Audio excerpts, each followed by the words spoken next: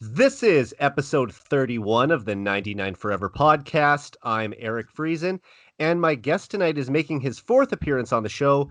He's the producer of the basketball show on TSN 1260 and a contributor for the hockeywriters.com, Brian Swane. Brian, how are you doing tonight, man? I'm doing very good. So excited to be back here. We always have such a great time when we get together and talk about a little bit of everything. So this is gonna be a lot of fun. Oh yeah, man. It's always great having you on the podcast. It's a great day to record one. It was plus 25 in Saskatoon today. I heard it was similar weather in Edmonton. The Oilers are in second place in the North Division, so I don't have much to complain about right now. Yeah, no, it was a beautiful day here too. And you're right, the Oilers are playing outside of a little misstep against the Jets in their last game, or against the Flames, I should say, in their last game. Things are going just about as perfect as anyone could ask for here these days. Yeah, prior to last night's loss, the Oilers had only dropped two of their previous 16 games in regulation, so an impressive stretch for the Orange and Blue, to say the least.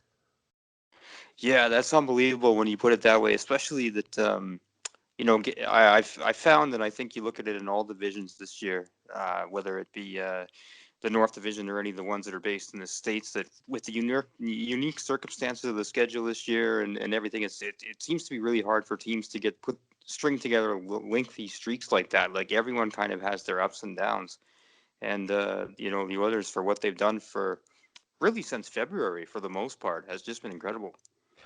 Definitely. And although the Maple Leafs still are first place in the division, I believe since the Oilers started 3-6, if you use that as the cutoff date, Edmonton has been the best team in the North since then. Yeah, no, you're right. They have been, and I think they've also played the most consistent. I mean, every time I look at the standings, it seems like they should have that one column where it's the last 10 record in the last 10 games. Everyone else kind of seems to be like 5-5, 6-4, 4-6. The others are the only one that ever seems to be, 7-3 or whatnot. So I, they arguably they have been, if not the best, certainly the second best team in the division in the last 3 months now. Oh, for sure. And also this really is the most exciting time of year to be a hockey fan. The playoffs are just a few weeks away, and this will be just the third time that the Oilers have qualified for the postseason since making it all the way to Game 7 of the Stanley Cup Final in 2006. So I feel like Oilers fans are understandably ready to wrap up the regular season and get the playoffs started. Yeah, and that's some people don't even consider now. For the record, I do consider last season part of the playoffs, but some people want to put an asterisk next to that and say they didn't even make the playoffs last year. So regardless of how you look at it, it's been a long time, and it's been a no matter what you say, Yeah. it's been at least 5 years now since we've been to the or I guess 4 years since we've been to the second round, and a lot longer since beyond that. Yeah, to me they made the playoffs last year as well. I know some people, like you said, some people will say that that isn't official playoffs, but here's the thing. They finished in second place of the division. They were 3 points back of the Vegas Golden Knights for the division title. If not for the COVID situation, the Oilers easily make the playoffs. There was only 11 games left. They weren't going to fall out. I mean, they might have still taken the division. We don't know. But it may not go down in the record books as making the playoffs because of the unfortunate loss in the play-in round. But to me, they made it, and uh, this will be just the first time in 20 years, if you can believe it, that the Oilers have qualified for the playoffs in back-to-back seasons. Yeah, when you put it that way, it's kind of really puts things in perspective, doesn't it? But hopefully this is not just 2 years qualifying in a row. Hopefully this is the second of what is many years of making repeat trips to the playoffs. Oh, definitely. I think Sportsnet put it out last night on the highlights when I was watching that this is the 15th straight season that the Penguins have made the playoffs. And that's the kind of program you want to build around Connor McDavid and Leon Dreissitel, where this team is in the playoffs every year and consistently going on deep runs. And hopefully, just like the Penguins, there will be two or three times where they're the last team standing. Yeah, I don't think have if I remember correctly, they haven't missed the playoffs since Crosby joined the team. Was They just or maybe the they first year? They missed in his rookie campaign. They were Okay. one of the worst teams in the league again. And then in 2006, 2007, they missed again. No, they made it that year and I think lost to Ottawa in the first round. That's right. I remember that now. Yeah, Yeah. but then Yeah. they went to the final the next 2 years. They lost to the Red Wings in '08 and then beat the Red Wings in '09 for their first cup. So yeah, basically since Crosby's second year in the league, they've been in there every year. And I mean, Malkin has been in the playoffs every single year of his career. So that's the kind of, Malkin and Crosby often get compared to McDavid and Dreissitel so much, and that's the kind of, like I said, team you want to build. Oh yeah, without question. Look at some of the great duos over time, and it's what they've done in Pittsburgh is pretty incredible because even before then, I mean, you had the Lemieux and Jagger era right before that, right? So I mean, them and Detroit. I know Detroit's come on hard times recently, but I think they're going to be a team on the rise here very quickly. And they had a streak of what was it about? I think it was 24 seasons in the playoffs Uh, consecutively. 1991 until 2015. So I think you did nail it. 24. Now, is one of those years a lockout year? So there was no season, but basically they didn't miss for almost a quarter of a century. Which is just, I mean, that is unbelievable. But you know what, might even say the Penguins 15 straight might be even more incredible because they've done it in basically there's been at least, I guess, there would have been at least 30 teams every year since the Penguins have made the Yeah, playoffs. So they've been making it in an era when only 50% of the league make the playoffs.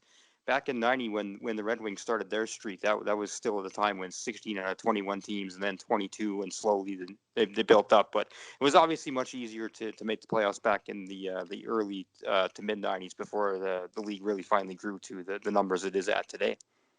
absolutely. Plus, and like you said, talking about some of those duos that the Penguins had over time, the Red Wings had some incredible teams as well, and some teams stacked with Hall of Famers. But when you have a duo like Lemieux and Yager, and then later on Crosby and Malkin, those are such incredible generational foundation pieces to build a dynasty with. And we're going to talk about the Oilers dynamic duo a little later on in the episode. But first, I think we're going to discuss the legacies of two of the greatest goalies in Oilers history. And Brian, because this is episode 31, we're going to be talking about Grant Fuhr and Curtis Joseph tonight. So let's start in chronological order with Grant Fuhr. He was selected 8th overall by the Oilers in the 1981 NHL draft and went on to play 10 seasons in Edmonton from 1981 to 1991, capturing 5 Stanley Cups along the way. He's the franchise's all-time leader in regular season wins, playoff wins, and playoff games played by a goalie. He also ranks second in regular season games played by a goalie. Additionally, Fuhr holds the franchise record for career assists by a goalie with 37 and the NHL record for assists by a goalie with 14. He won the Vezina Trophy as the league's best goaltender in 1988 and was the first runner-up for the Hart Trophy as most valuable player that same year. Brian, how important was Grant Fuhr to the Oilers dynasty during the 1980s and early 90s? Well, I think the one thing that always stands out for me about Fear, um, and you'll hear people that were able to watch the teams, night after night back then. He allowed the Oilers to be who they were. That freewheeling team, they could go out and basically, go gung ho, uh, all out onslaught on the opposing goalie, and you know what Fear would hold down the fort if he was left there by himself. Great. I mean, the Oilers had some great defensemen back then too. Of course, the likes of great defensive defensemen, whether it be Kevin Lowe or Charlie Huddy, Lee Fogelin, and the list goes on. But he let that team be what they were, and that's part of the reason why I think people who didn't watch him play or maybe don't have a full understanding or appreciation of what he brought to the team look at his numbers or his stats, which don't jump out at you. I mean, the one that jumps out at you, which is obviously the most important one, is wins. But his goals against average, his save percentage, his shutouts, none of those are spectacular by any means. But that's just because of the type of team he was on, and he allowed the Oilers to play that way. Not only in his reliability and his dependability and being able to come up with the big saves at the right time. He had the personality to allow them to do that. He never got upset if they hung him out to dry. Right? He was, he was the ultimate team guy. You never saw him. Yeah, I don't think there's an instance in his career, not just in Edmonton, anywhere where you ever saw him, once cast a blame on his defenseman for anything, for any goal that he ever gave up. I mean, it was including the most infamous goal in potentially hockey history in Game 7 against the Flames in 1986, but we won't go there. But that just says it all. I mean, the kind of team player that he was, and I think that's you can appreciate Grant Fuhr by looking at the stats because, like I say, I mean they're not ones that are going to stand up next to the today's era where if you're getting anything giving up more than 250 goals against average or you're below a 910 save percentage, you're not even considered a starting caliber player. It was a different time in a unique set of circumstances, and he was the guy that they don't win 5 Stanley Cups without him. It's that simple. Right. And like you said, you look at the era he played in when scoring was at an all-time high. You can't expect the goaltenders to also be putting up the best numbers in the history of the game either. It's just like you said, he played on a high-flying team that was highly focused on scoring. They didn't have a lot of defensive focus at that time. And yeah, it's like you said, the main thing is the wins are the stat that he cared about the most. He didn't care about the goals against average or the save percentage. And as he got on later into his career, for anyone who doubted what he was doing in the 80s, he actually had a career resurgence in St. Louis in the mid to late 90s. And that was in an era when scoring was down and when there was more focus on defensive systems. So he was an important part of that Blues team as well. And I know there are some people who think that they could have went on a deeper run had they not run into the Red Wings in the 96 playoffs. But Fuhr is just such a unbelievable player for the sport. And I mean, first and foremost, he's just such a fantastic athlete. I mean, Wayne Gretzky himself calls Fuhr the greatest goalie in NHL history, but he was also selected by the San Diego Padres as a catcher in the MLB draft. And after retiring from the NHL, he came close to getting his Canadian tour card. I believe he's still a scratch golfer. So even though he's best known as a hockey legend, it's pretty impressive that Fuhr had the potential to play 3 different sports professionally, isn't it? It is really quite remarkable because what the funny thing about that is too is that if he was the guy that you just saw, let's say you'd never heard of Grant Fuhr before, you just ran into him in the grocery store or something, you would never look at this guy and say, hey, there's an athlete, right? I mean, he was not, he was not a big guy by any I think he's means. 5'9". 5'9". He's not like cut like some super athlete or anything. He's pretty average looking guy, and that just that says an awful lot. I'm glad you brought that up about being drafted by the Padres. I always forget about that. That's pretty cool that he had that. I would love to have, we got a chance to see what he could actually do pursuing his golf career. And like you say, he did pretty good. He came close to getting his card a couple times, but I would really love to see what he would have been like.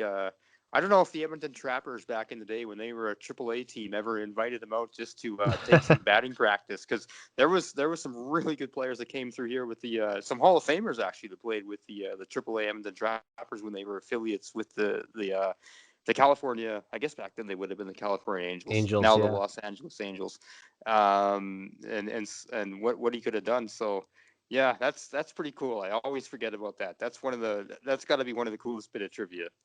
Oh, absolutely. Like I think I've seen a picture a while ago where he was in a team softball game where the Oilers, I don't know if they were taking on the Edmonton City Police or something from back in 1984, 85. So having a guy who was drafted in the MLB draft, that's got to be a pretty big advantage, even though the team is full of professional athletes. To have a guy who, is that talented of a baseball player has got to be a big help. Yeah, it probably helped with his catching ability, which we saw him use that glove hand to Exactly. great effect so many times. And one other thing I was thinking about, back to this was in the Boys on the Bus documentary in 1987. And They show Grant Fuhr on the golf course between Game 6 and Game 7 of the Stanley Cup Final. And Kevin Lowe, who was the narrator of that documentary, says that Grant Fuhr played 36 holes the day before Game 7 of the Stanley Cup Final, which is incredible to believe that. But you talked earlier about his the way how relaxed he was and never got flustered. The way that he could internalize that and just put the Stanley Cup Final aside for a second and just focus on playing 2 full rounds of golf the day before one of the biggest games of his life. It's remarkable, isn't it? Yeah, yeah, that's and I love the fact too, like you would never hear, I don't think, about guys these days going out and golfing 30, 2 rounds between games 6 and 7 of a Stanley Yeah, Cup that's final. just That was crazy.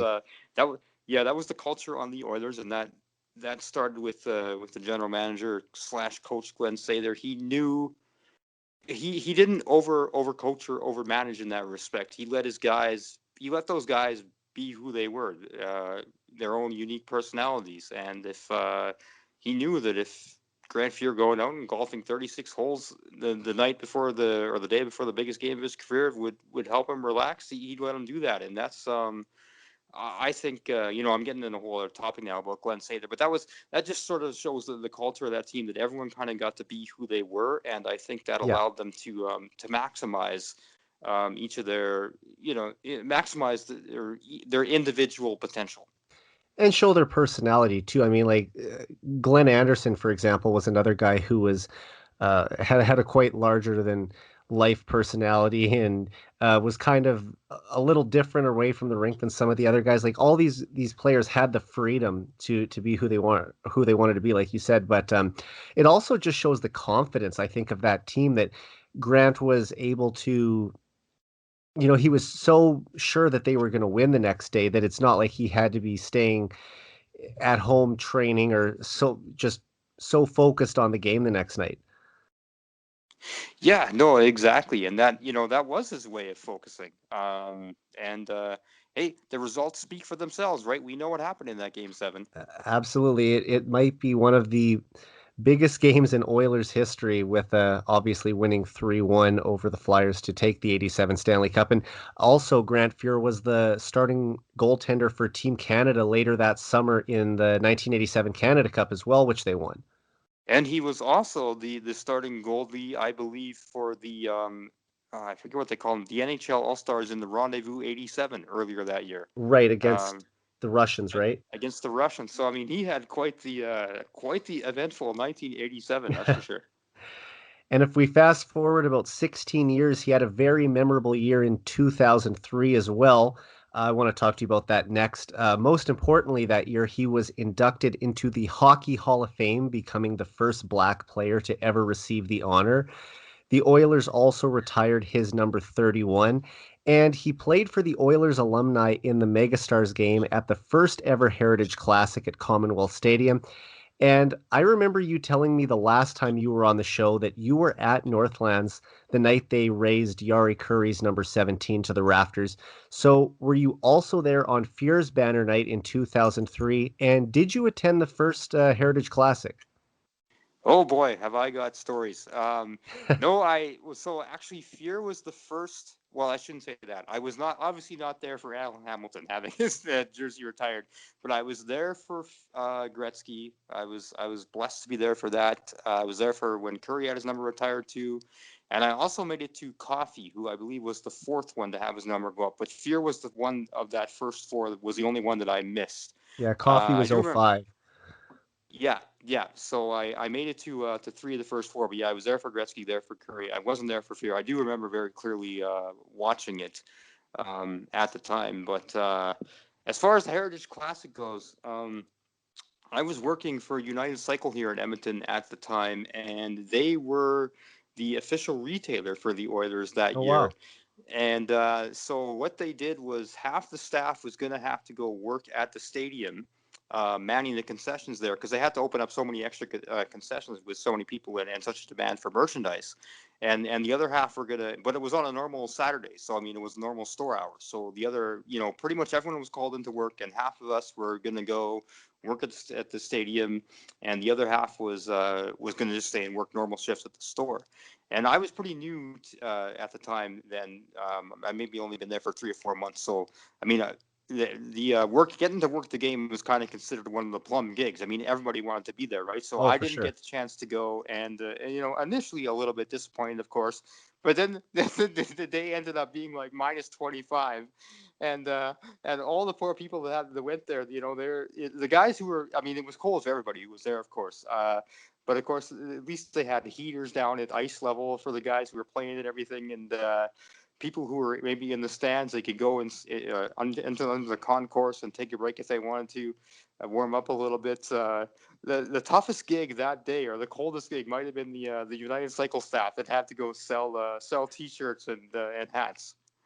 Yeah, I can only imagine. I was watching it in my living room, which was comfortably warm, and just I was glued to the TV watching these Oilers legends from the 80s that I'd heard so many stories about from my dad and just read about in books and watched highlights on TV. And to actually see them play live, even, well past all their playing days, except for Mark Messier, who was still an active player at the time with the New York Rangers. Which is just ridiculous Yeah. when you think about it, isn't it? Yeah. Yeah, he had to get special permission from Glenn Sather to participate in that game, and Sather, obviously, who was GM of the Rangers at the time, served as the honorary coach for the Oilers alumni in that game. And then immediately following the Heritage Classic, he had to fly to whichever city they were in to finish his 25th and final season with the Rangers. So yeah, it's unbelievable that he was still going long after all these guys had hung up their skates. I guess someone like Craig Simpson could have still been young enough to be in the NHL had he not retired from injuries as well. But I just remember watching that game. Fear makes one incredible glove save. If you go back and watch on YouTube, you can see it. And the commentators said something to the effect of, "It looks like he's still got it. Like he hasn't missed a step in the 3 years since he's been retired." And just so great to see Grant, as well as all the Oilers legends, put on the old orange and blue.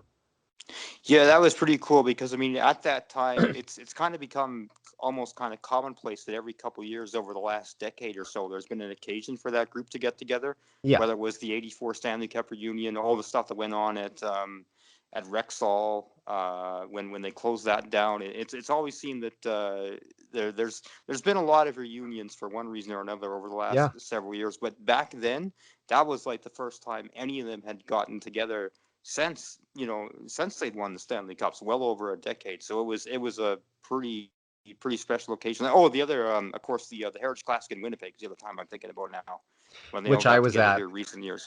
Right, right. I went to that one and it was a lot warmer. It was in early October. I think it might have been +5 that day. So I mean, you still had to have like a warm hoodie on and everything, but it wasn't like -25 or 30 or whatever it was that afternoon in Edmonton in November of 2003.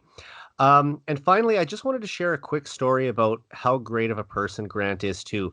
So I had the chance to meet him when I was working at Global Saskatoon in 2014. And Brian, I can say without a doubt, he is the nicest professional athlete I've ever met. So he was on his book tour at the time, and I probably spent 20 minutes talking to him that morning before he did his interview on the morning show. He also signed an 8 by 10 photo for me. We took a picture together in studio. And after finishing up at Global, he had to do a couple other radio interviews in town. So I went along to film it for our evening news broadcast that night.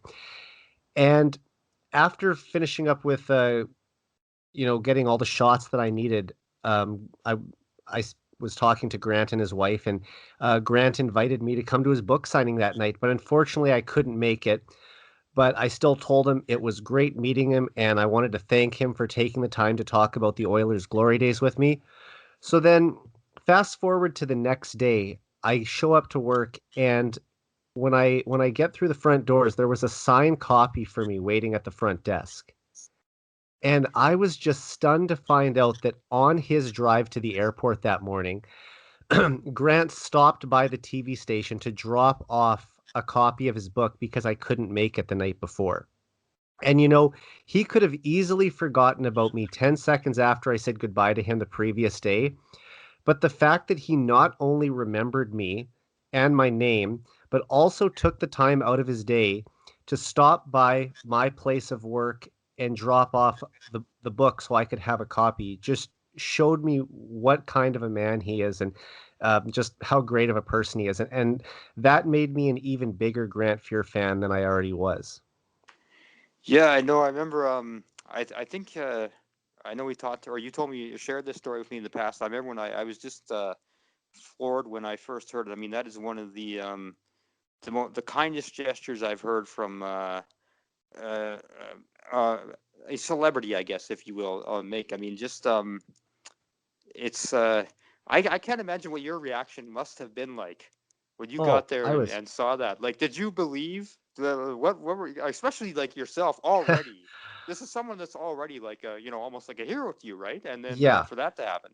Well, I mean, we had spent basically, I don't know, 4 hours together that morning as I followed him around. And, I had the chance to talk to Grant when he was doing his interview. I was filming it when I wasn't getting the shots. I came out of the studio. I was chatting with his wife.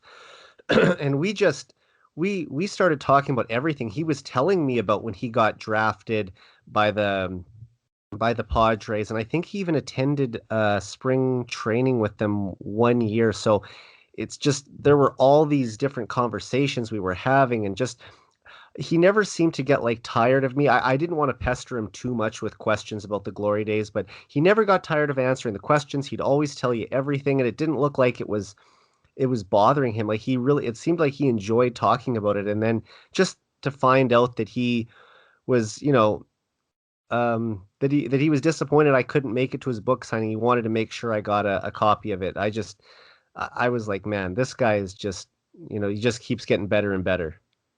Yeah, it's cool too when your heroes actually live up to you put these guys on such a pedestal, and we really don't know what they're like in their everyday lives. So when I mean they live up to, if not in that case, probably even exceed everything that you would imagine about how what they are as people is just incredible. I mean, I think anyone who has stories of Grant Fuhr has had a chance to meet him off the ice or know him from off the ice. They right down to the last person. They reflect exactly what you said. I mean, this is just the kind of person he is, and Yeah. Hall of Fame player, Hall of Fame person.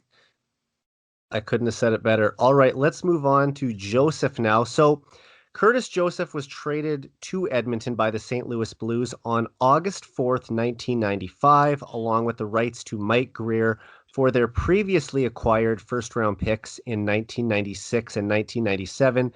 Brian, what was your immediate reaction when you heard about the trade that summer? Hmm, that's a good question. What was my immediate reaction? I think it was something along the lines of, but don't we have Bill Ranford? I think that was really what it was, actually, if I can remember correctly. Like it didn't make a lot of sense. The Oilers were obviously they were in the midst of their first early dark period, I guess, if you will. That was they missed the playoffs for 3 straight seasons then, and it was they were still a ways from getting back and getting the pieces in place to finally get back to the playoffs. And yeah, I just remember thinking at the time. I mean, obviously, as the plan played over time, we saw what the greater vision was for Glenn Sather, and it was a perfect move. But yeah, at the time, my kind of reaction was just like, we've got Ranford. Of all the things we need to do to improve this team, I never thought of starting in goal, but and at that point in time too, I mean, Bill Ranford was kind of like he was the face of the team then. So and for kids like myself who grew up about him or grew up with him as kind of the star for the Oilers, he kind of was unassailable almost. So the fact that he would need to be replaced probably didn't occur to us. But yeah, it turned out to be. the greater vision that Glenn Saylor had, that when he put the wheels in motion, making that move turned out to be a stroke of brilliance. Definitely. And I mean, like you alluded to, Cujo's first year in Edmonton, the Oilers weren't a very good team. They missed the playoffs by 10 points in 1995-96. However, they returned to the postseason the following year where they faced the heavily favored Dallas Stars in the opening round. And despite finishing 23 points back of the Stars that season, the Oilers pulled off an incredible upset, defeating Dallas in 7 games. Brian, how much fun was that series just to watch, and how important was Joseph to the Oilers winning that series in 1997? Oh well, for that question, I mean, to answer it simply, they don't win it without him, and I mean they don't even come close. He had, I mean, he got the shutout in Game 5 in double overtime. Well, they had 3 overtime wins in that series, and he made countless clutch saves in each instance. So you know, I couldn't really even begin to quantify what it meant for him, or what his presence and what he did for that team did to put them through and give them the opportunity to win that series. But other than just to say that, they don't even come close without him. But yeah, I mean, that series was a lot of fun, and I really appreciated it a lot. I was still a kid in the latter stages of the, or well, I mean, I was still a kid even in '97, really, to be honest. But when I was growing up, all I knew was the others making the playoffs every year, and pretty much once they got there too, if they weren't winning the Stanley Cup, they were going on a pretty deep run. And then when they missed it in '93, it was kind of like a rude awakening. And this is what most everyone else, other fan bases, have to go through. Is that you have your tough years every now and again. And then of course they missed in '94 and '95 and '96. When they finally got back in '97, it had been so long that you had that was the first time I think that Edmonton maybe really truly. I'm not going to say that fans here didn't appreciate what they had before, but sometimes you have to lose something and get it back before you know what you truly have, and to be able to experience. And that's why I think in '97, that's when you started seeing a more. It was a probably a crazier atmosphere, in a more enthusiastic atmosphere, just more a different kind of energy in those games, like things like people singing along to the national anthem and stuff like that. I mean, it was just electric in those arenas when the team made it back to the playoffs in the late '90s. And I think that's because a large part of that is anyone that could remember had, they loved and lost and they got it back again, and now they were going to squeeze every last moment they could of it, because these teams weren't going on long playoff runs. You might only Right. have 2 home playoff games in for example '99 and 2000. They only had home playoff games those years. You were going to embrace that and get every last bit of joy you could out of it. And that's why it was so much fun to me, is because I appreciated it on a level that I didn't when I was younger. Every victory meant so much. Um, even just every game, it was just the atmosphere in the city. That's the best way I can explain it. You loved, you lost, you got it Yeah. back, and you have a greater appreciation for it now. That is a really good way to look at it. And then maybe I hadn't thought of it like that before, because it's like you said, up until 1992, the Oilers had never missed the playoffs their first 13 seasons in the league. And even after winning the cup in 1990, their fifth cup in 7 years, they still made it to the 91 and 92 conference finals.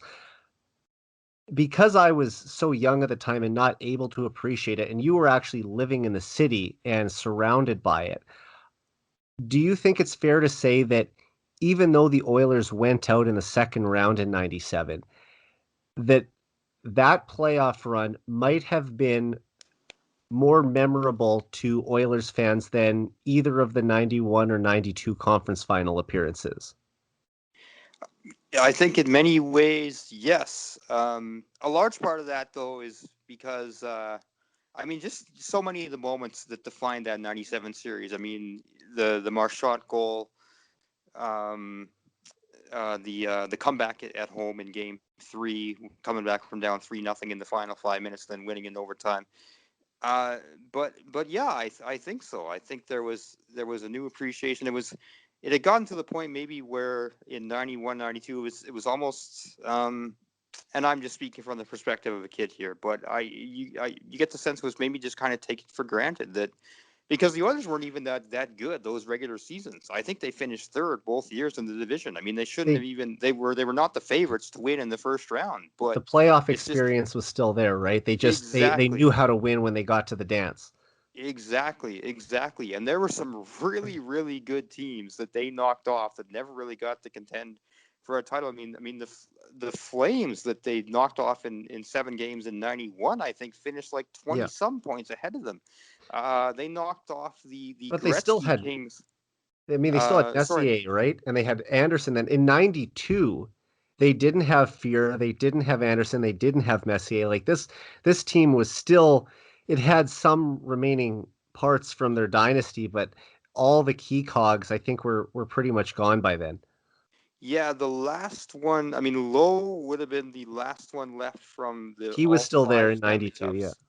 I think Huddy was gone the previous year.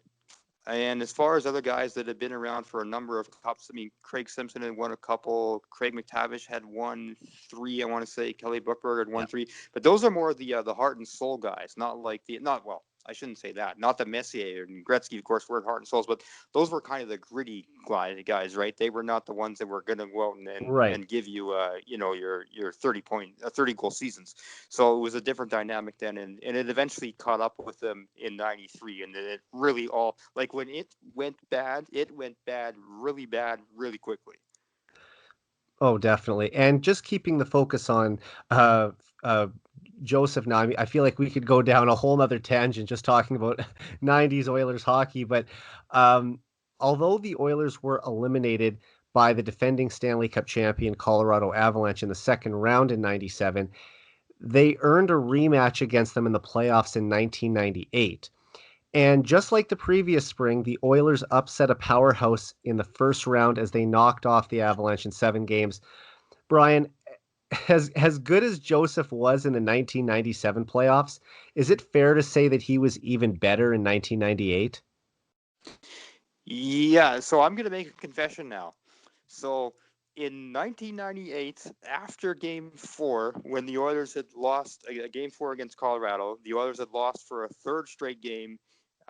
They'd won Game 1 of that series. Then they lost the next 3 and fell behind 3-1. And I think they'd given up 5 goals in at least 2, if not all 3 of those losses. And I, at the time, actually wanted to start Bob Essensa in Game 5. Oh, wow. I was just like, Cujo just didn't seem to have it to me. There was and at that point in time, everyone knew that Curtis Joseph was not re-signing at the end of that season, right? Like, Glenn say there. We knew that there was going to be suitors with more attractive, maybe championship opportunities with more money. We knew the opportunity to play for his hometown team, the Leafs, which is where he ultimately went, was going to be there.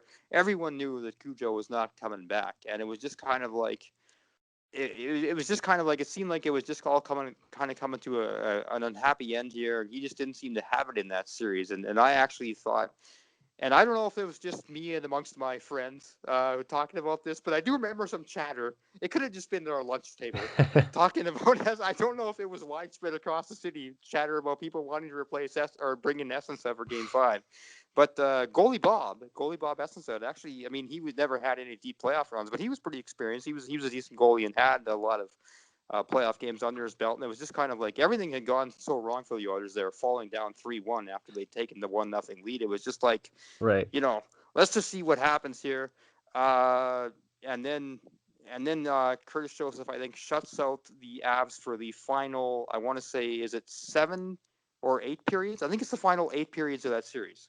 Yeah, where they didn't get a goal. I've heard that too. I couldn't remember if it was 7 or 8, but just unbelievable that he was able to stonewall a team with that much firepower. I mean, we're talking Joe Sakic and Peter Forsberg in their absolute prime. Just it's and 2 years removed from their Stanley Cup victory. Just remarkable that he was able to once again lead the Oilers to an improbable victory over a Stanley Cup contender.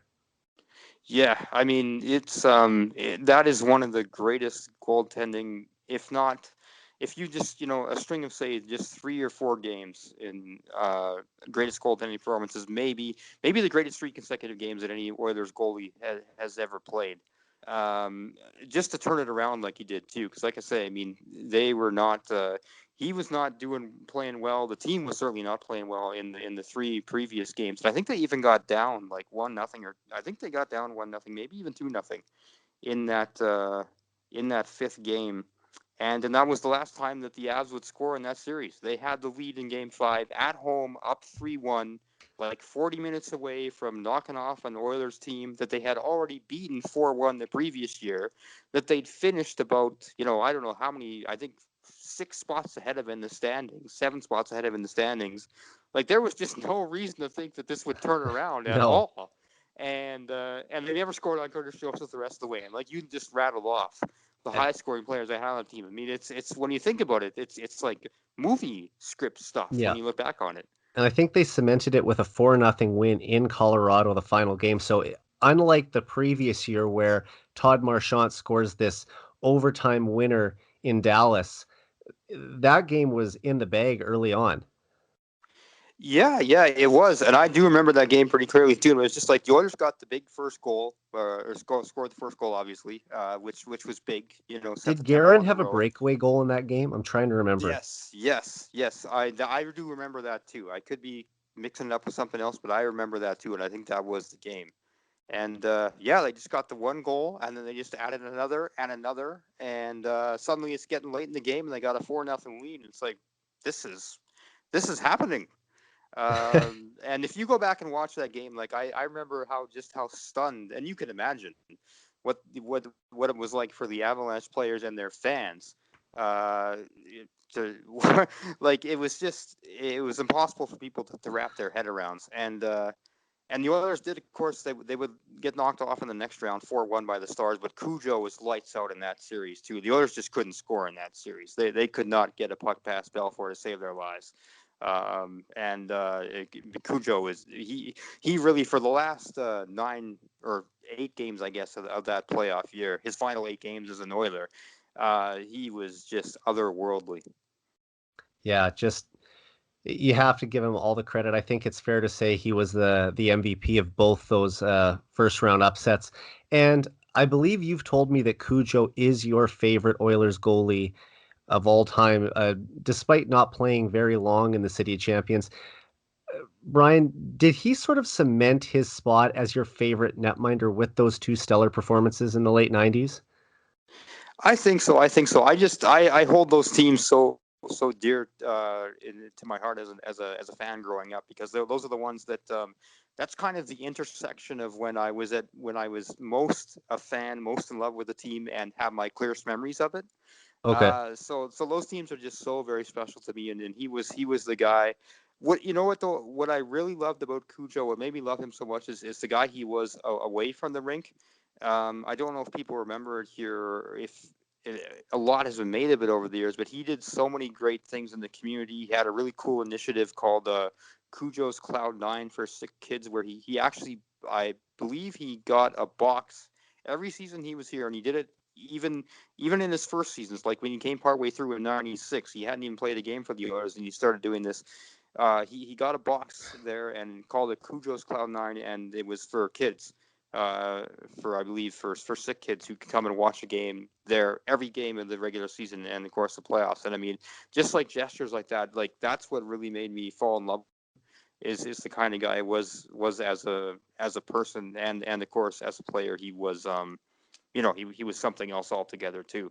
So it was the whole package that it just made me come to admire him. And I think that's a great way to just wrap up with how, I kind of shared what a great person Grant is off the ice, and you shared what a great person Curtis was off the ice. To know that these guys were not only two of the best goalies in franchise history, but they were also great people. It's just those are the stories that you love to hear, and makes it easy to cheer for the guys. Yeah, exactly. And I've always said that the teams I cheer for, I'd rather they be good guys who lose than bad guys who win. And I know that's probably not the right attitude if you want to build a championship. I mean, ultimately, you want to have good guys who win, right? Yeah, But you know what? I'll always cheer for a guy who's a decent person first, and that's what those guys are, and that's part of what made me fall in love with them as players and as a team. for sure. All right, let's jump ahead to the here and now, and we have to start by talking about Oilers captain number 97, Connor McDavid. Statistically, McDavid is having the most dominant offensive season of any NHL player since Mario Lemieux in 1995-96, which, if you can believe, was a year before McDavid was even born. He's tallied an incredible 84 points in just 48 games this season and has a 17-point lead in the NHL scoring race. So McDavid will easily claim his third Art Ross trophy in a couple weeks.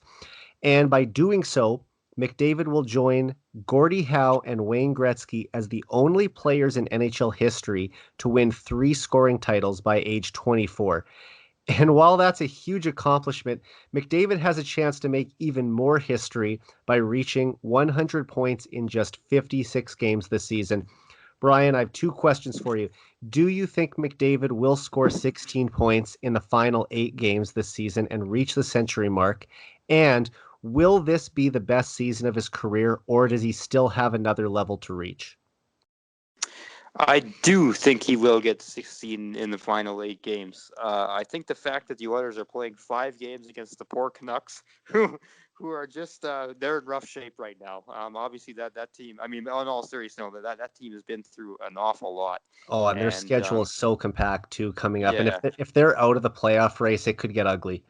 yeah. I mean, not only have they been through a lot health-wise, physically, and the challenges that have come with that mentally as well. Now you're like you say they've got this really difficult schedule. I often wonder for teams right now that are really out of the playoff race, it's got to be tough to get motivated to play when you're not. At least one thing when even in a normal season even if you're 40 points out of the playoffs at the start of April, at least you got 18,000 people you can skate out in front of that are trying to will you on to victory, and that's got to do something for you to jack you up. Even to some degree, no matter how tough it of a season it's been, these guys don't have that.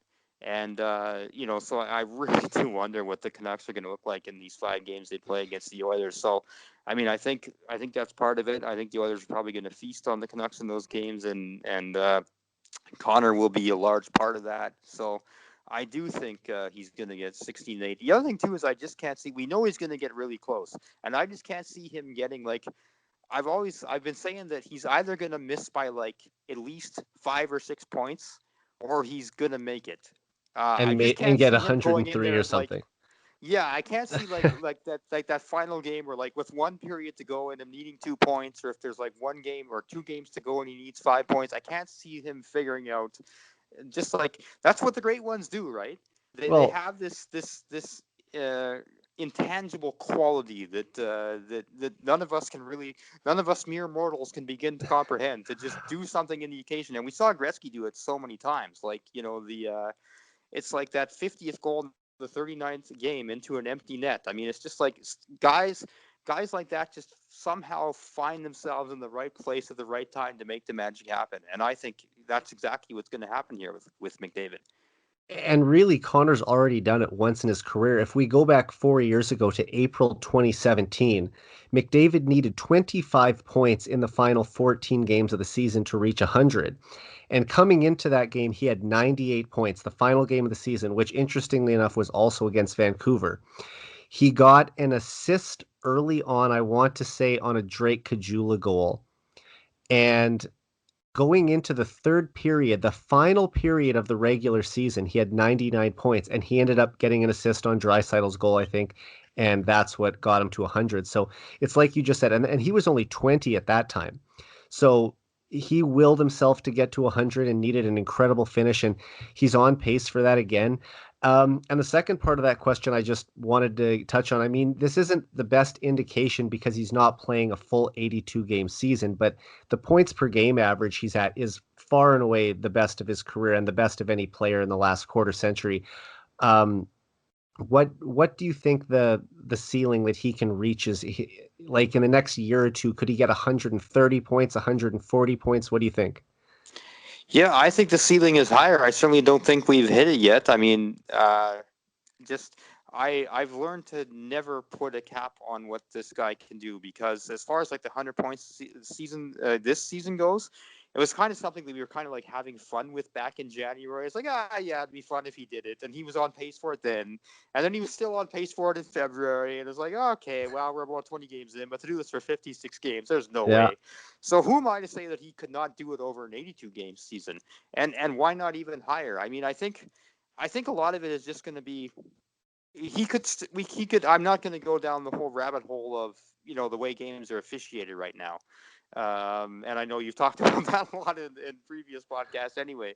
But Oh yeah. if the style, he's still got he's still got many good years left in this league, and there's a chance for the NHL to make adjustments to the way the game is called. We've seen them Right. make groundbreaking, like in the 2005-6 season when they came back from the lockout. They actually made a commitment to change the way the game was officiated, and it didn't last forever, unfortunately, but it did for a few years, and it really depends on how the game is called and how it's played, and really how many goals per game we're looking at an average NHL game. Like if we can get back to a place where the average team is scoring 3 goals a game, let's say there's theoretically 7-8 points on the table for within each team every night, then why couldn't he score over 150? Yeah. I mean, I think that's where the NHL wants to go. And I don't want to spend too much time on the refs because it's just so frustrating. But honestly, if the officials called even half of the fouls that McDavid takes on a nightly basis, the Oilers would get 5 power plays a game easy.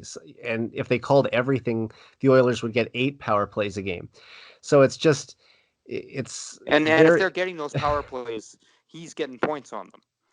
right. And even if they score on two or three out of those 8 power plays, which they deserve, but they don't ever get. Now we're talking about the potential for a 150 point season happening. I'm not saying that it still couldn't. I've been thinking for a while that next season he'll finally break 130 points and be the first one since the 90s to do it. But the way he's played this year, I'm starting to think that 140 is where he's going to be at age 25. And I also think next year will be his first 50 goal season. So it's a very, very early prediction considering this season isn't even over yet. But I'm saying 50 goals and 140 points for Connor next season. And just sticking with this season, though, no one has ever won the Hart Trophy as most valuable player unanimously before. Do you think McDavid should receive 100% of the first place votes this year? Is that right? I didn't know that. That's crazy. Gretzky never won it unanimously? Not Wow. receiving not receiving every possible first place vote. The CBC had an article about it last summer. So apparently the closest to ever do it was actually Mario Lemieux in I think 92, 93. Right? So Wow. Who but I guess normally the there were a lot of high scoring players back in the there was probably, not that I'm going to endorse anything, but if there was an argument to be made, I guess you could make, if against voting for Gretzky as MVP, you could say that he's surrounded by 5 other Hall of Famers, or this or that, whatever. So I guess maybe I shouldn't be that surprised that he didn't get unanimous vote. But I mean, boy, if but he couldn't get it, this I'm not is sure if like if there's one guy that was going to get it in all of sports in the history of mankind, you'd yeah. think that Gretzky would be the one to do it. So I mean, no, I don't think he's going to get it. We've already seen there was I don't know how indicative this is of it, but there was that what was that poll earlier this year where Patrick Kane was Yes, the was that like a writers now the who writers who on voted in that? NHL, all the writers on NHL.com voted. Right. So if that's indicative of the way people were thinking, and obviously I think things have changed a little bit since then. I mean, Kane's Yeah. still having a fantastic year, but McDavid has taken off in a different stratosphere. But if that's the way people were thinking, I think that's pretty indicative of the fact of how they're going to vote. And there's no way that he's going to get it unanimously, and maybe he shouldn't, because if Gretzky couldn't, I don't know if anyone deserves it.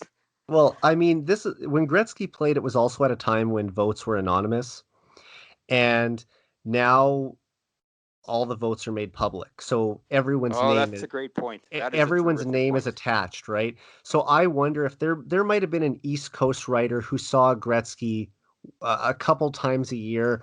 And, there was the whole New Jersey incident in '83 when he called them a Yeah. Mickey Mouse organization. There could have easily been a New York area writer who had a grudge against him, or from the series against the Islanders where they took away 5 straight cups potentially from the Isles, and, didn't want to give Gretzky that first place vote. I wonder now, with it all being made public, if there might even be a certain amount of embarrassment on the writer to not have McDavid as their number one vote. Almost like it it just looks bad on them to do not have him. Like, how can you not say the season Connor McDavid is having is better than every other player in the league?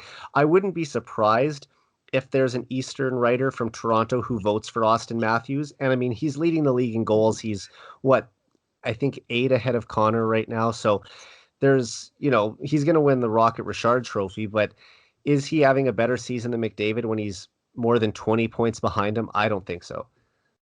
No, I mean, I think, and I don't want to turn this into a McDavid versus Matthews thing, because I think they're both in Right. their own right absolutely remarkable players that I just want to appreciate both of them as opposed to making it more about one or the other. That said, if I forgot to vote, Connor McDavid is your runaway MVP this year. But yeah, no, I don't ever see him winning it by a unanimous vote. And what, for whatever reason it is that the people have, I think some writers are just you're naturally biased to the guys in your own market too. Um, I was really baffled when I saw what Kane had in that poll, though. That blew my mind. And again, like, Kane is having a remarkable year, Yeah, especially for a guy his age. But I mean, who knows what makes people vote the way they do? of course. But And, yeah, yeah, you that's know, unbelievable though that Gretzky never got it. I did no, not he know never that. You got taught me every something vote. new.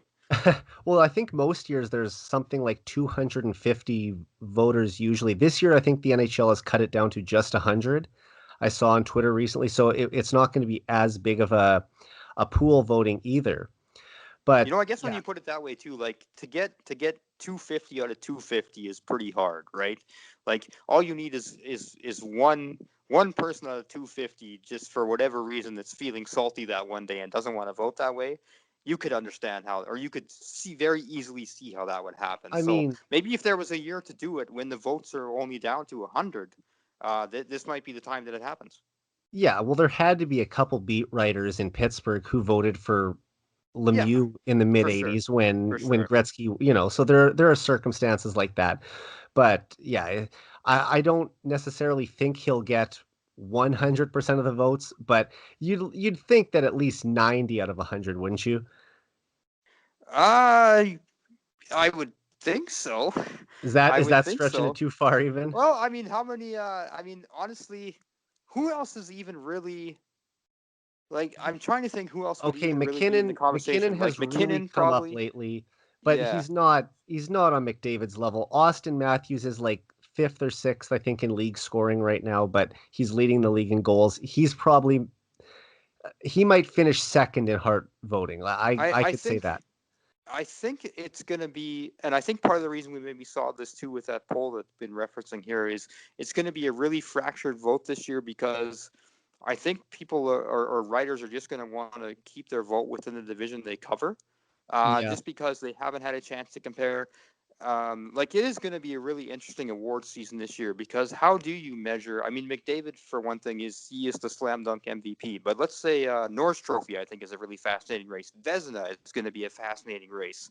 Like, how do you quantify what somebody does in one division versus another? Having a 250 goals against average in the North might be equivalent to having a 210 in another division, right? Or vice versa. So it's going to be really fascinating. But getting back to my point, I think the voting is going to be really fractured this year, just because not only have we not seen the teams play each other, right. the media who's covering them. And I mean, I don't know about you, I'm as guilty of this too. I've watched very, very few games outside the North Division this year. Yeah, that's where our Like, I would not focus is. feel comfortable voting for anyone outside of the North Division just because I haven't seen enough of them. No, that's So It's going to be a fractured vote, I think. That's a good point, but I think if there's ever one that's as cut and dry, I mean, you could argue Vasilevsky for the Vezina is a pretty straightforward vote as well. But I think that McDavid taking home the Hart, where he's like I said, he's 17 points ahead of the next highest scoring player in the league, who's also his teammate, and then he's about 20 points ahead of, or more than that. McKinnon's in third. I think McKinnon has 64. So about 20 points almost exactly ahead of McKinnon for third right now. So it's pretty much his as far as I'm concerned. And he would also, I think, only be the fifth player in NHL history to win multiple Hart trophies by age 24. He should already have two. Unfortunately, the Oilers didn't make the playoffs in 2018. So even though he won the Ted Lindsay Award, the players still recognized him as the best player in the league. He didn't end up getting the Hart Trophy from the writers. And Okay, to me, and all the last thought on their last point on this is just, and I'll say this too, as someone who's worked, spent a lot of time working in media, the vote that matters is the players. I think we don't know what we like to think we know what we're talking about. We don't have the appreciation or the understanding of what it takes to be the best player in the league that the guys who are actually in there in the middle of the grind day in and day out do. So I actually, to me, that that is one probably might mean the more. award that would mean the most. Exactly. Yeah. Yeah. All right, let's move on now to the other member of Edmonton's dynamic duo, Leon Dreissitel, who is currently second in NHL scoring with 67 points in only 48 games. So he's basically a lock to finish top five in league scoring for the third straight year. But because McDavid is having a season for the ages, I don't think Dreisaitl is getting as much recognition for the tremendous year he's had so far. Brian, what can you say about the season he's having? Well, he's second in the league in scoring, so Yeah. yeah. I mean that does it all right there, right? I mean, it's just he happens to be, and I would like to point out too, for anyone who says that the reason he gets so much of his points is because he plays with McDavid. Well, you know, those of us who watch the team know that they don't play together. I mean, obviously on the power play, but they haven't spent a lot of time together this year on the same line. He is quite capable. He could be putting up very close to these numbers if Connor McDavid is not on the team. I think the one thing that maybe where he is helped is the fact that defense cannot focus, or the top pairing on the other team cannot focus on one or the other. And I think when they're on different lines, and I think they benefit from each other that way. But I yeah, he's being Well, overshadowed by the greatest player in the game today, and I think he would still be putting up really impressive numbers if Connor McDavid was not on this team. So it's interesting. I mean, we're talking about who some of the other MVP candidates would be this year. I think I think Dreisaitl almost has as good a case as anybody to be number two in the voting. yeah, but it seems like you never hear about him. Like, I wouldn't even be surprised if Leon didn't finish top five in Hart voting just because he's on the same team as Connor Yeah, McDavid. he won't. He won't. It, I mean, just off the top of my head, I could see it being something like McDavid one, Matthews two, McKinnon three, Patrick Kane four, and then throw in whoever you want for number five. Panarin has really come on strong with the Rangers lately. But I just don't think Dreisaitl's going to end up top five in voting. And you know what? For that too is what makes me so happy that he got the recognition he did last year. Um, for all the awards that he won last year was his opportunity to, and he's continued to prove everything that we already knew about him over the years here, that he is that good, McDavid or no McDavid. But last year, I think he showed everybody and got the recognition he deserved as probably the second best player in the world right now. If not number two, definitely right up there. He's in The that group with Matthews and McKinnon, who are all kind of Yeah, fighting for the second spot. McDavid is on another tier that, you know, none of these guys are on, but that there's these other super elite players who are all kind of fighting for that second spot. yeah, yeah. So I'm so glad he got that recognition last year, and I think So am maybe I. really made people stop and take a minute and just recognize and understand that this guy in his own right is on a level of greatness, and that's something that back in the day with the Oilers of the '80s, Messier ultimately won an MVP when after Gretzky got traded, but like Yuri Curry probably never Your Curry, I still don't think is appreciated on the level that he is because he was always kind of seen as like the sidekick, just like Dreissitel is mainly seen as the sidekick. Like Yuri Curry never had a season where he won MVP. If he hadn't been playing with Gretzky, could he have been capable of doing that? Maybe. I don't know. We'll never know. But I also think that just speaks to how incredible how incredible a player Dreissitel is that playing alongside McDavid when both are in their prime on the same team, there was a year that people looked and said, "This is the guy. This is the guy." Yep. Like that is pretty unbelievable. So that's to me that's like the statement about Leon Draisaitl right there. You don't need to say anything more. Yeah, I mean, he was at 100 points by February last year. I mean, That's ridiculous. Like it's that's almost as crazy as what incredible. McDavid's doing this year.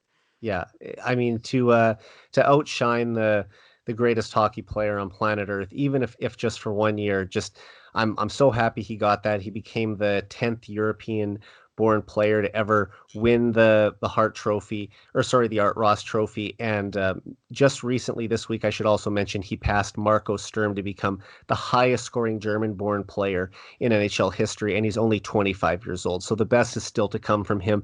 Uh, and you were kind of talking about Messier and Curry there and their impact and significance with the organization. And that sort of leads me into my final question for you tonight, Brian. And this is probably the hardest one of the podcast. But we all know McDavid and Dreisaitl have had tons of individual success during their time in Edmonton, more than we could even list in an hour. But they have experienced far less team success. However, I think we've seen over the past 2 seasons that the Oilers are headed in the right direction and will eventually be contending for Stanley Cups in the coming years. But if we had to look at where they stand among the Oilers' all-time greats right now, where would you rank McDavid and Dreisaitl?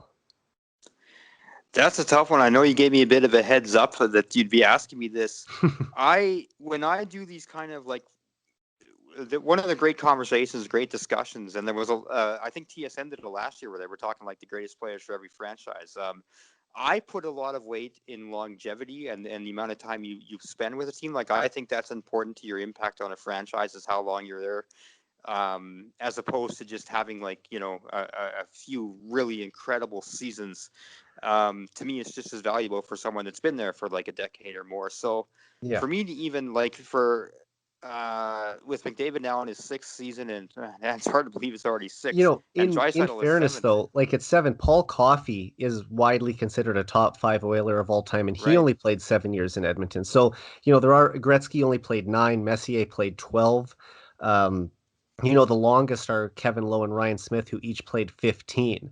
But I think that it's fair to say these guys, well, I have them both in the top 10. I don't know about you, but I Oh want to get yeah, your yeah. take on No, that. I definitely had them in within the top 10. I think the lack. I mean, if they're going to move up in the conversation for me, it's longevity is a big part of it. Team success is a big part of it, just as much Yeah. as individual numbers are a big part of it. And as you said, they haven't had the team success yet. Hopefully, they will. I think we've got a lot of reasons to be optimistic that that's just around the corner, potentially just in the next couple months. But I mean, they're not. They're not. I don't think I'd. They're certainly not in the class yet Well, of Gretzky, Curry, or Coffee. I would probably even is have Draisaitl ahead Anderson. of? Okay, I was just going to ask you that. I was going to say, is Draisaitl ahead of someone like Glenn Anderson? I would probably have Anderson as your number. We're just talking. Or, Are we well, I talking just mean, skaters? We're not including goalies. if we are including goalies, I guess we can do that too. But okay, for the sake of this, we'll just say the top 10 skaters in Oilers history. Then I would probably have Anderson 4, and then I think depending on the day that you talk to me, I could easily rank the other two number 5 or 6. I don't think there's anyone else I would have. No, there isn't anyone more I would have in front of them, clear cut, and that includes Coffee. Coffee's right in Yeah. that mix, but Coffee, and you pointed out he was only there for 7 seasons, as an incredible 7 seasons as they were, and he did win 2 or is it 3? I should know this.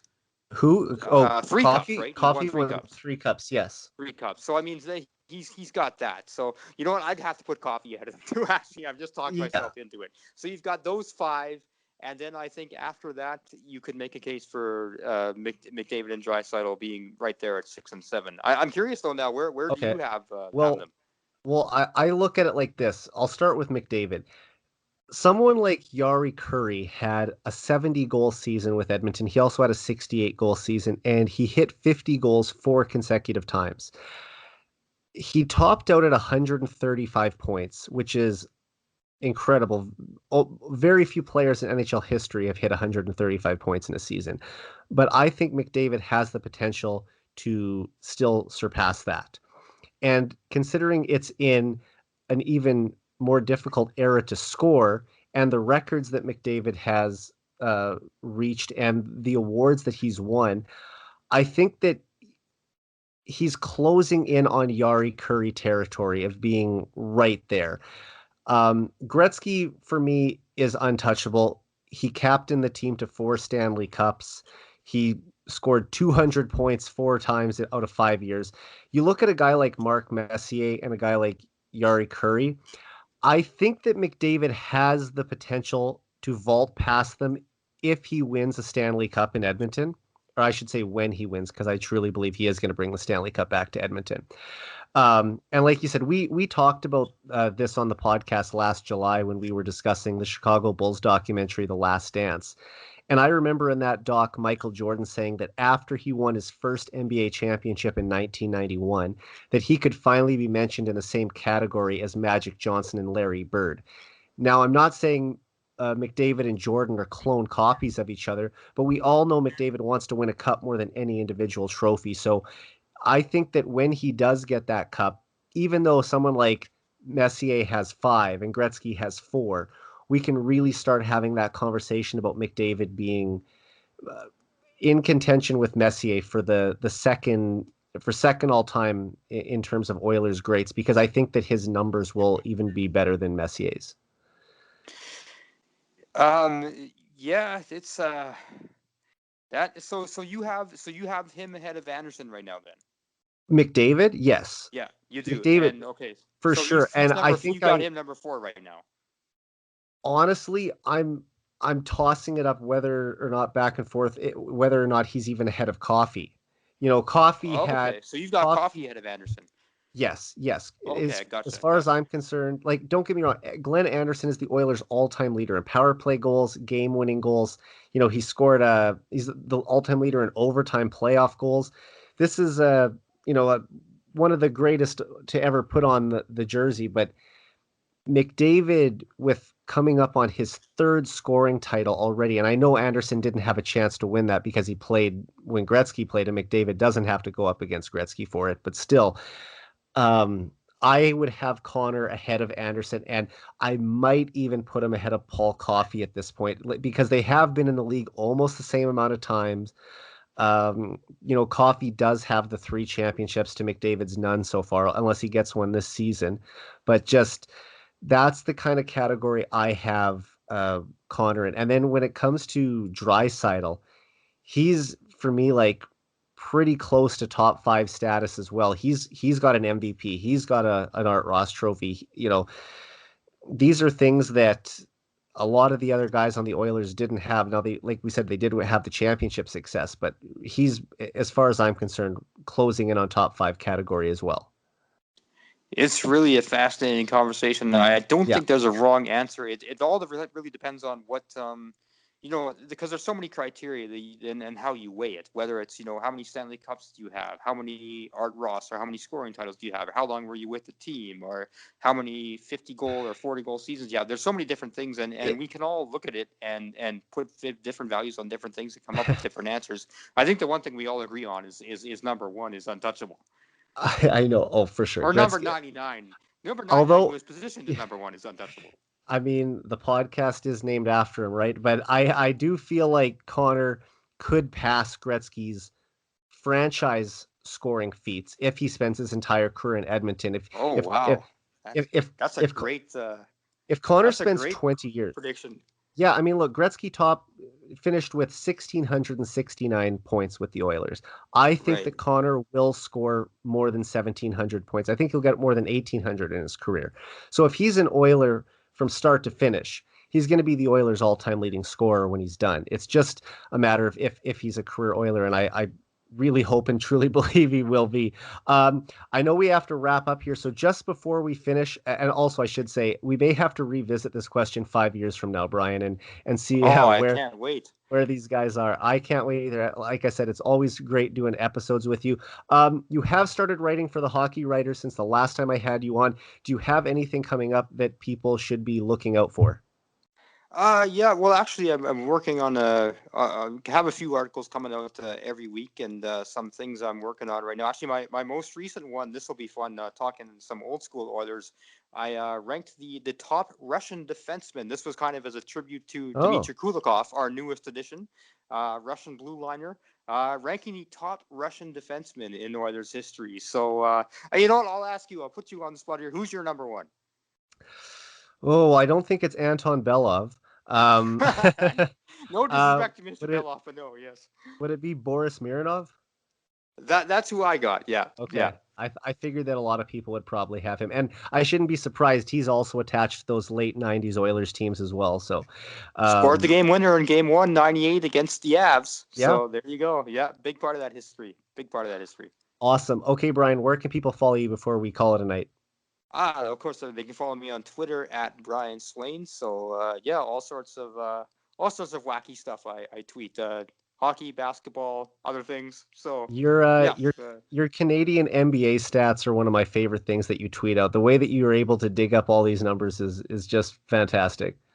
Well, you do the same thing with some of the Oilers stats you come up with, and you've actually absolutely thrown me off on two of them that I had no idea about tonight. So you've done it again. So yeah, no, always great chatting with you. I know we both of us could probably do this all night long. Just go back and forth, sharing memories and ranking this Oh, and that. So I anytime. appreciate you having me on as always. For sure. You were my first ever guest on the podcast, and now you've got the most times on the show at number or at making your fourth appearance tonight. So always great chatting with you, my friend. Have a good one. You too. Take care. So for Brian Swane, I'm Eric Friesen. This has been the 99 Forever podcast. We're out.